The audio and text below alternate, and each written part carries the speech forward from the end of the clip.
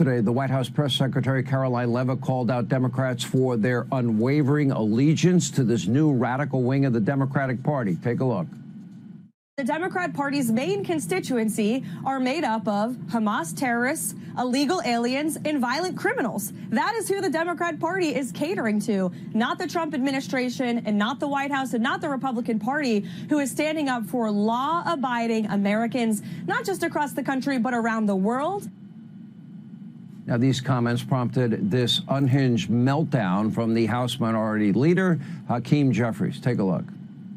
We got Karoline Leavitt, who's sick. She's out of control. And I'm not sure whether she's just demented, ignorant, a stone cold liar, or all of the above. But the notion that an official White House spokesperson would say that the Democratic Party consists of terrorists, violent criminals, and undocumented immigrants, this makes no sense. That this is what the American people are getting from the Trump administration in the middle of a shutdown. All right, time now for our White House press briefing with White House Press Secretary Karoline Leavitt. I just have a funny feeling you might want to respond to all of this. I sure would, Sean, and thank you for giving me the opportunity to do so. Look, Hakeem Jeffries is simply lashing out because he knows that I am telling the truth about the modern-day Democrat Party. What I said, and it is a fact, is that the Democrat Party caters more to pro-Hamas terrorists, illegal aliens, and violent criminals. And let me walk Hakeem through the facts of that statement. When it comes to pro-Hamas terrorists, it was Hakeem's House Democrat caucus that voted against a resolution condemning the October 7th attack on Israel. It was Hakeem Jeffries' Democrat caucus that supported and encouraged the pro-Hamas protests that ravaged college campuses and engaged in illegal harassment of Jewish students across the United States of America under Joe Biden's administration. When it comes to illegal aliens, the American people know the truth about that. The Democrats allowed them to flood our country. Why? Because they view that constituency as their future voters. And when it comes to violent criminals, look at what the Democrats support in terms of crime. Soft on crime policies like cashless bail, like letting violent criminals out back into the streets so they can recommit violent offenses against law-abiding American citizens. The Democrat Party puts Americans last. That's why they overwhelmingly lost the election to President Trump and the Republican Party, and that's why they're holding this country hostage right now from law-abiding, tax-paying American citizens who want the government to be open. So Hakeem Jeffries should stop calling me names. He should stop trying to fight my boss, President Trump, and he should go back to doing what he was elected to do, the business of the American people in Congress, and encourage Senate Democrats to open the government. And I see Hakeem Jeffries saying House Republicans are out. They're not even here. Yeah, because they did their jobs and they passed a clean continuing resolution at the behest of President Trump to keep the government open. And now Senate Democrats and Chuck Schumer are blocking that to fight Donald Trump. And it's despicable. Okay, I want to set the record straight here because he lied in what he's saying, and Democrats have been lying about this as well. And I watched you one day at the podium, and you laid out the facts. They are demanding $1.5 trillion in new spending to keep the government open for 7 weeks. Wow, that's a lot of money. Included in that money, $200 billion, health care for illegals, the continuation of COVID subsidies for people well above the poverty level. That was meant to be temporary in the first place. They want to fund NPR, PBS, all these DEI, initiatives around the world. Or they're not going to open the government. They're not going to let our military get paid. They're not going to let Homeland Security officials that are working get paid. That's where we are. And meanwhile, Republicans will fund the government at current levels while they negotiate new budgets. Because they're just flat out lying. So, oh, we're not funding illegal immigrants. Yes, they are.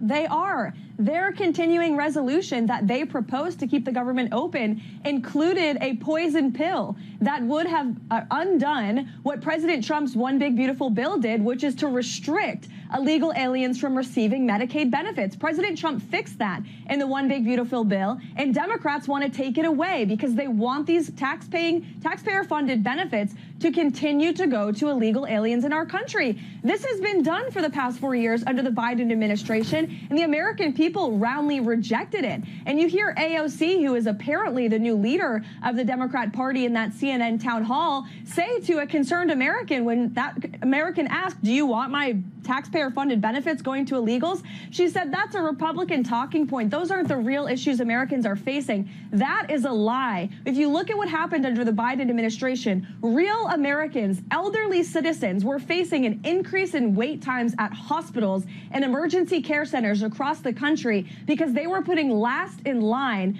and illegal aliens were getting that care and that treatment first. And when illegal aliens get medical treatment in this country, who's paying for it? The American taxpayer. Well, not anymore under the Trump administration. That's why this administration is focused on deporting illegal aliens who violate our nation's laws. And we're going to protect the rights and the benefits of tax-paying, law-abiding American citizens.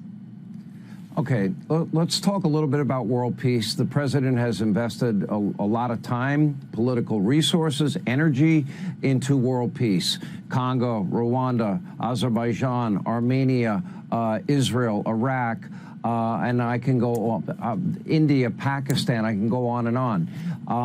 We had this historic deal with the hostages were finally released, which was great.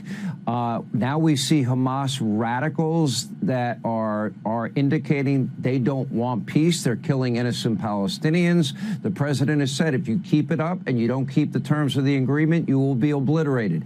Zelensky was at the White House today, and that on the heels of a phone call with Vladimir Putin and an appointment apparently to meet once again. I think probably the word tomahawks might have gotten Putin's attention. Can you give us an update on both of those situations?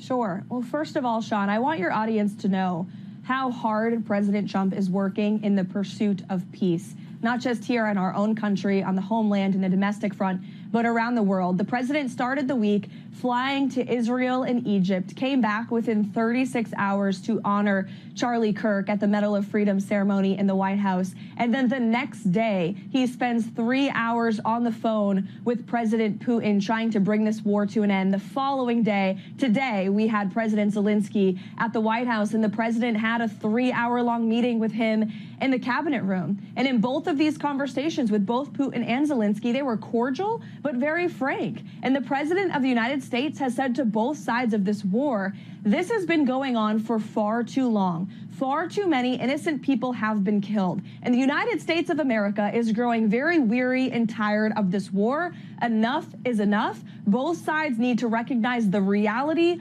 on the ground right now and come to a peace agreement, because President Trump's patience and the patience of the American people is growing very thin with this war. And so he was very frank and direct, but President Trump will never give up. And you saw that come to a resolution with the peace deal in Israel and in Gaza with the beautiful release of the hostages. That was another promise made and promise kept by President Trump, and it cannot be overstated how hard the president and his incredible national security team, Special Envoy Witkoff, Vice President Vance, Secretary of State Rubio, Secretary Hegseth, our Chief of Staff Susie Wiles, there's so many behind the scenes as well, who have worked so hard, but especially the president, who literally does not sleep and works around the clock in the pursuit of peace. And he will continue to do that with respect to Russia and Ukraine, just like he has with Israel and Gaza. And he truly believes that there can be a real chance for an everlasting peace in the Middle East. And you saw